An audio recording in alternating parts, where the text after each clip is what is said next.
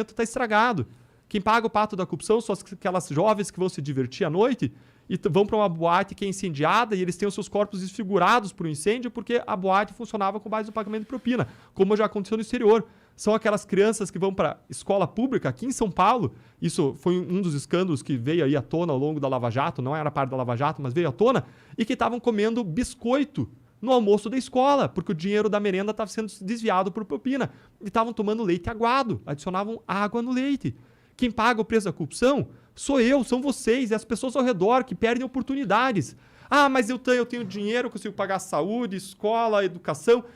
E aí você pode perder a tua vida na esquina da tua casa por falta de segurança pública. Não tem como escapar desse problema. Não tem como escapar desse problema. Então, se a gente percebe que existe tudo isso, você leva a você se engajar contra os crimes de colarinho branco, contra a corrupção e todas essas males que a corrupção causa e os males que causa para a democracia, sobre o que a gente conversou antes, me levaram a dizer sim para a Letícia naquele dia em que ela fez o convite. E quando ela me fez o convite e eu disse sim, isso me deu a oportunidade de fazer parte de uma grande equipe de agentes públicos que decidiu fazer mais, melhor e diferente, decidiu ousar implementar várias técnicas que a gente aprendeu e desenvolveu no caso do Banestado, as cooperações internacionais, as colaborações premiadas. A gente desenvolveu uma estratégia de fases sequenciais e uma estratégia de comunicação social, porque a gente sabia que sem a sociedade estar conosco, meu amigo, não ia dar certo. Só deu certo e o sistema só demorou para reagir porque a sociedade ficou conosco por muito tempo. Sim. E o sistema se encolheu. Quando a sociedade deixou de ir para a rua, quando esse tema esfriou, quando veio a pandemia, mudou o discurso, eles vieram com o rolo compressor, como aconteceu na Itália, e passaram por cima dos avanços.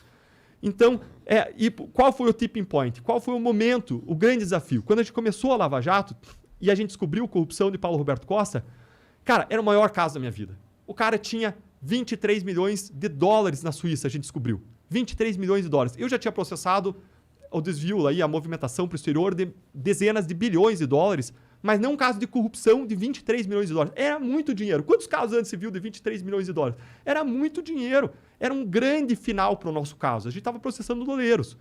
Agora, a gente sabia que aquele caso poderia se transformar de um grande final para um excelente começo. E o que a gente fez? A gente traçou uma estratégia. Chamei a equipe da Receita Federal, chamei a Petrobras, e os advogados da Petrobras sentaram comigo na mesa, e eu falei, olha, a gente tem evidências aqui de lavagem de dinheiro, de um dinheiro que a gente tem indicativos de que veio de desvio da Petrobras, porque era um ex-diretor da Petrobras, era Paulo Roberto Costa. Investigando o Alberto Youssef, a gente chegou ao Paulo Roberto Costa, ele deu aquele famoso carro, Land Rover Evoque, para Paulo Roberto Costa, e a gente chegou a ele e tinha indicativos de lavagem de dinheiro, provas de lavagem de dinheiro, e suspeitava-se que veio de corrupção. E eu sentei com os caras da Petrobras, e eles falaram para mim, Deltan, a gente revisou todos os contratos da Petrobras, todos os contratos de Abreu e Lima, da refinaria, um a um. Esses contratos já tinham passado para uma auditoria externa de uma dessas Big Four aí. E a conclusão que a gente chegou é que não tem como existir corrupção dentro da Petrobras. Por quê? Lembrem que eu falei que é difícil, falei para você, Igor, é difícil a gente investigar e descobrir corrupção. Por quê? Porque os atos de corrupção são disfarçados de atos legítimos. São disfarçados, a propina é paga no modo escondido. Até o Big Four lá validou o negócio. Validaram mesmo? Validaram, porque formalmente parecia certo. Entendeu? Se você não soubesse que existia o cartel, se não comprovasse que as propinas pagas de lado a lado, transferências bancárias do exterior, você, olhando só formalmente, parecia tudo certo. Pode crer. Exatamente. E aí, eu chamei o pessoal da Receita e falei, olha, tem essa situação do Paulo Roberto Costa, eu preciso que vocês analisem o entorno dele para ver se tem suspeitas de lavagem de dinheiro, outras pessoas recebendo. E eles fizeram uma análise e tinha outras pessoas recebendo. E a gente começou o caso, a gente tinha várias pessoas presas, inclusive Paulo Roberto Costa, e de repente o ministro Teori Zavascki dá uma decisão mandando soltar todo mundo. Porque existia uma suspeita de que a gente podia ter investigado alguém com prerrogativo de foro, que é outra excrescência, prerrogativo de foro, atrapalha totalmente nossas investigações. E ele mandou soltar todo mundo. Aí o ex-juiz federal Sérgio Moro foi muito perspicaz, ele é um cara muito sagaz, ele fez um ofício educado para o ministro Teori Zavascki falando assim, olha, ministro, quer que eu solte aqui o traficante que estava... porque os doleiros também lavavam dinheiro do tráfico de drogas e outros crimes. Então quer que eu solte o traficante que traficou mais de 700 quilos de cocaína? Quer que eu solte a mulher que estava com, sei lá, 100 mil dólares indo com dentro da calcinha, indo para o exterior? Quer que eu solte o fulano, o ciclano? Que eram as pessoas envolvidas no esquema. E aí o ministro viu o tamanho do buraco, não imaginava, não tinha analisado o caso devidamente para ver o que estava acontecendo, deu uma canetada Mas ele foi muito humilde. A gente tem que valorizar a humildade, a pessoa que volta atrás no erro, porque erro ninguém está livre de cometer. E esse ministro, Teori Zavascki, me parece um ministro muito sério, muito correto, foi ao longo da Lava Jato, ele volta atrás e ele diz, tá bom, segura todo mundo preso, menos o Paulo Roberto Costa, que já tinha sido solto. Porque quando ele manda soltar, o juiz Sérgio Moro soltou o Paulo Roberto Costa e falou, e os outros? É para soltar? Confirma para mim? E ele mandou, não, mantém os outros presos e eu vou analisar aqui em cima. Se não tivesse mantido os outros presos, a tendência era esse ministro julgar esse caso depois de 1 ano, pelo padrão das outras decisões em casos similares. Porque quando não tem réu preso, não tem urgência. E no Supremo tudo demora. Uma decisão de primeira instância demora 5 dias para receber a denúncia, para começar um processo. No Supremo são 600 dias. Então, não funciona. E aí, ele mandou soltar todo mundo, manteve preso só Paulo Roberto Costa. E aí, se ele tivesse... Desculpa, mandou soltar isso. Mandou soltar Paulo Roberto Costa, mandou preso, segurou preso todo mundo. E se ele tivesse soltado todo mundo, esse caso só ia ser julgado depois de 1 ano e a gente estava numa força-tarefa que tinha sido montada só para esse caso. O que ia acontecer? Ia desmontar a força-tarefa. Porque a gente ia ficar lá sem ter nada o que fazer. Mas como todo mundo estava preso, a maior parte das pessoas estava presa, a gente falou, vamos trabalhar nos bastidores enquanto ele suspendeu, vamos analisar a informação para a gente adiantar o trabalho e a gente formaliza isso na conclusão assim que ele não suspender mais, assim que ele mandar correr, se ele mandar correr. E demorou 1 mês para decidir, e aí ele fala, não tinha investigação de ninguém com foro privilegiado, era uma alegação infundada, toca o pau Curitiba, devolve o caso para nós. Nesse meio tempo, você perguntou da Suíça, como é que a gente estabeleceu o contato. Um procurador da Suíça tinha me ligado, Luke Gruber, um cara muito bom, e o cara disse, Deltan, tenho aqui uma conta com mais de 23 milhões de dólares de Paulo Roberto Costa e mais um dinheiro do Alberto Youssef, dos parentes de Paulo Roberto Costa. Daí eu falei, posso usar essa informação? Eles normalmente não autorizam, mas em razão do contato pessoal, mais uma vez, autorizou, mandou um e-mail autorizando, aí eu pego aquilo lá e a gente apresenta para a justiça e diz, prende o cara. Prende o cara que o cara tá lavando, tem dinheiro oculto no exterior, mais de 23 milhões de dólares. E Paulo Roberto Costa é preso de novo. Legal. Aí, Paulo Roberto Costa é preso de novo, a gente segue investigando e ele começa a ver que ele tem menos chance de sucesso. Os habeas corpus para soltar começam a ser indeferidos nos tribunais, começa a subir. A gente levou sorte de ter juízes muito bons da primeira a última instância como relatores. E quando ele vê que ele não tem mais sucesso, ele começa a considerar a ideia de colaborar. O que a gente fez? Um cerco probatório. Eu chamei o pessoal da Receita para ver o entorno. E aí a advogada dele me liga e fala, Deltan, Paulo Roberto Costa está pensando em colaborar, vamos marcar uma reunião em Brasília na quarta-feira? Vamos lá. Fui para Brasília na quarta-feira. Quarta-feira ela me liga e ela fala assim, interesses altos da República determinaram o cancelamento da reunião. E toda aquela nossa expectativa, né, de poder expandir o caso, lembre que era só Paulo Roberto Costa até então, a corrupção, toda a nossa expectativa foi frustrada, mas eu não fiquei totalmente frustrado porque eu sabia uma coisa que ela não sabia. Eu sabia que sexta-feira a gente ia fazer uma operação em relação ao entorno dele, aos familiares que lavaram dinheiro da corrupção. Entendi. E aí chegou na sexta-feira, 2 dias depois, ele fez aquela grande operação, a 6ª ou 7ª fase da Lava Jato, em cima dos parentes envolvidos na lavagem de dinheiro, da propina. E aí a advogada me liga, porque ele viu que a gente tinha descoberto, viu um trabalho bem feito, viu o cerco probatório, ele fala, eu quero colaborar e não tem volta. Na semana seguinte, a gente estava sentado na frente dele. Numa mesa como essa aqui, a gente tinha paredes dos 3 lados, uma grande janela da procuradoria pela qual a gente via a cidade de Curitiba, e ele sentado na minha frente, como a gente aqui, só que eu estava com o computador na minha frente, porque eu queria tomar nota de tudo, e tomei nota de tudo. E ele começa a falar para a gente, olha, eu vou começar pelo início.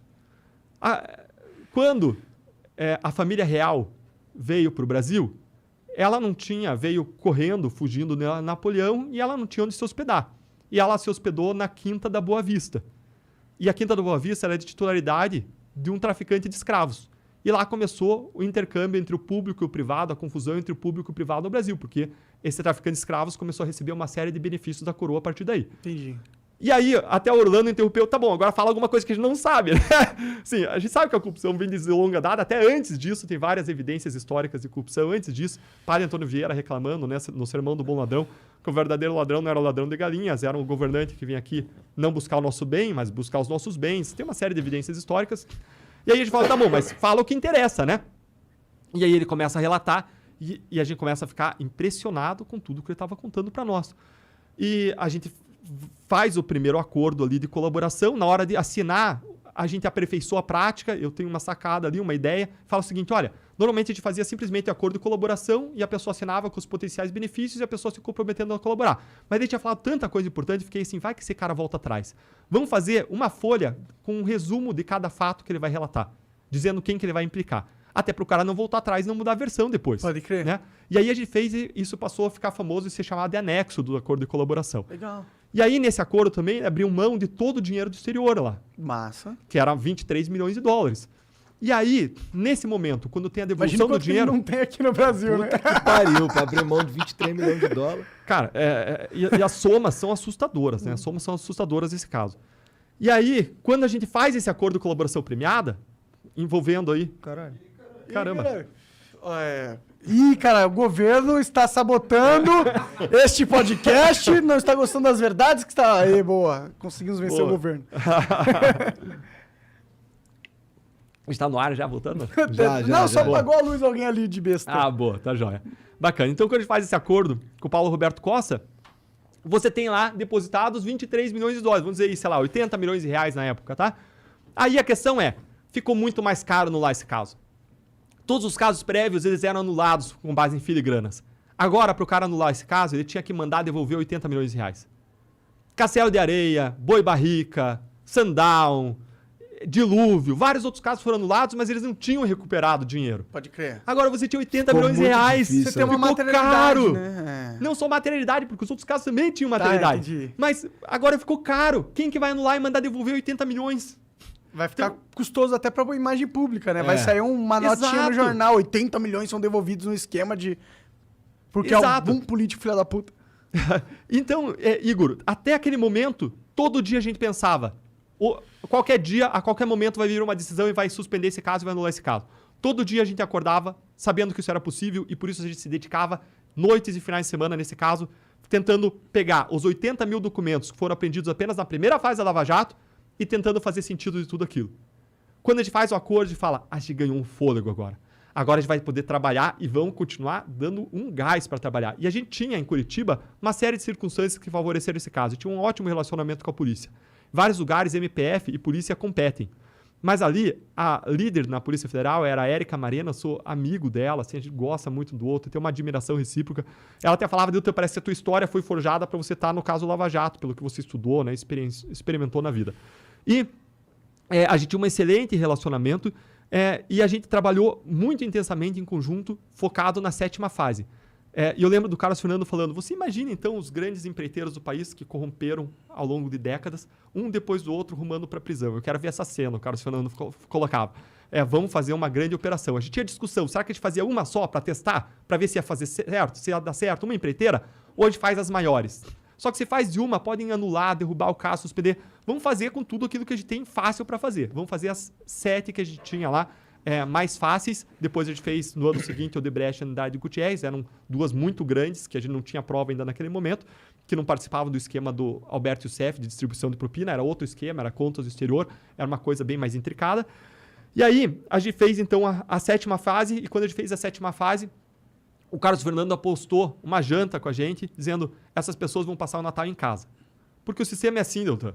Os poderosos, eles se rearranjam. As elites, elas se rearranjam e elas resolvem tudo. É o que a gente está vendo agora. Mas naquela época, tinha um diferencial. A gente não só teve a sorte dos ótimos ministros e juízes da primeira e última instância, mas a sociedade e a imprensa se mobilizou. E a gente tinha os 80 milhões de reais que, se alguém anulasse, ia ter que mandar devolver. E aí, eles ficaram presos até o Natal, passaram do Natal presos. O Carlos Fernando pagou a janta, pagou feliz porque não acreditava. E aí eu comecei a falar, gente, a gente tem que lutar para mudar o sistema. Porque a Lava Jato, ela pode dar um resultado, a gente não sabe quando, até onde ela vai parar. Agora, se a gente quer mudar a realidade, a gente precisa ir além da Lava Jato. A gente precisa mudar o sistema para que todos os casos possam ser Lava Jatos. Não só uma operação que deu sorte, que conseguiu encontrar um bom ambiente para se desenvolver, dar certo, mas a gente precisa que todos os outros casos de corrupção sejam efetivos, recuperem dinheiro, punam os responsáveis.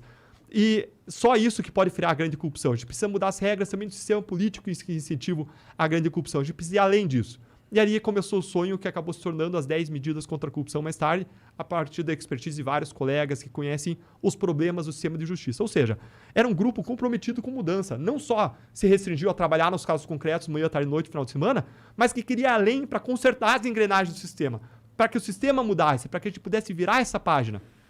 E naquela época, uma das mudanças que eu tive ao longo do tempo foi quebrar minhas ingenuidades. Naquela época, eu acreditava que os congressos, quando vissem as medidas contra a corrupção, ia aproveitar aquilo como uma oportunidade para voltar a ficar bem com a opinião pública, para mudar, virar a página. E eu achava, de boa fé, ingênuo, que isso poderia acontecer. Mas o que a gente viu foi que a gente lançou as 10 medidas e elas foram ignoradas pelo Congresso. Mas também, decidindo não desistir, eu comecei a fazer uma série de palestras em torno das 10 medidas pelo país. Numa dessas palestras, alguém como vocês, alguém como qualquer pessoa que nos assiste, se levantou e veio falar comigo e disse: Deltan, para isso dar certo, isso não pode ser do Ministério Público. Isso tem que ser da sociedade brasileira. E veja a importância de um cidadão normal, uma pessoa como qualquer uma, veio e se levantou e disse isso e começou a mobilizar líderes locais. Isso foi crescendo e eles decidiram tornar isso um projeto de lei de iniciativa popular. Cara, isso bombou, cara. Isso bombou. Foram colhidos mais de 2.300.000 assinaturas, recorde de projeto de lei de iniciativa popular. Assinaturas escritas, não podia ser virtual. Cara, tinha que ser o nome, CPF, as pessoas tinham medo de colocar os dados, mas muita gente foi para a rua, igrejas se envolveram, associações se envolveram, entidades de classe se envolveram, e foi coletado um número incrível de assinaturas, e aquilo chegou com uma força imensa no Congresso Nacional, gente do país inteiro foi para lá apresentar aquilo para o Congresso Nacional, e aquilo passou a tramitar em razão da força numa comissão especial que Eduardo Cunha assinou a criação, pressionado por um monte de gente que foi lá no Congresso. Essa comissão especial ouviu 100 especialistas e no final do ano aprovou de modo unânime todas as propostas. Praticamente tudo como estava. Em seguida foi para o Congresso Nacional. Não sei se vocês lembram do que aconteceu. Mais ou menos. Eu sei que eles desvirtuaram as medidas, né? Você lembra do momento? Não. Monarca? Lembra que aconteceu o acidente da Chapecoense, do time de futebol? Lembro. No dia seguinte, na noite seguinte ao acidente, quando o Brasil estava chorando a tragédia, olhando para um lado, eles colocaram em votação, na calada da madrugada, aquelas propostas na Câmara dos Deputados. Ou seja, quando a sociedade estava distraída com algo que gerou um luto nacional, que machucou todo mundo, as pessoas estavam constrangidas, emocionadas em relação ao que tinha acontecido, eles, na calada da madrugada, eles destruíram aquelas propostas contra a corrupção.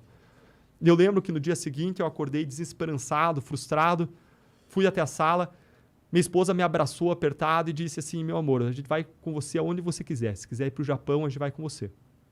E a gente tinha uma reunião do acordo de colaboração do Odebrecht e eu fui para o carro, passei a dirigir para a Procuradoria e pela primeira vez nessa história eu tive vontade de desistir. E eu tive vontade de desistir porque eu sabia que se a gente não for além da Lava Jato, nas mudanças, a gente não vai mudar o país. A gente vai ter só um grande caso contra a corrupção, que é importante a gente responsabilizar os poderosos, recuperar o dinheiro, mas a gente não vai mudar a realidade, que é o que mais importa, é diminuir o sofrimento humano que a corrupção causa.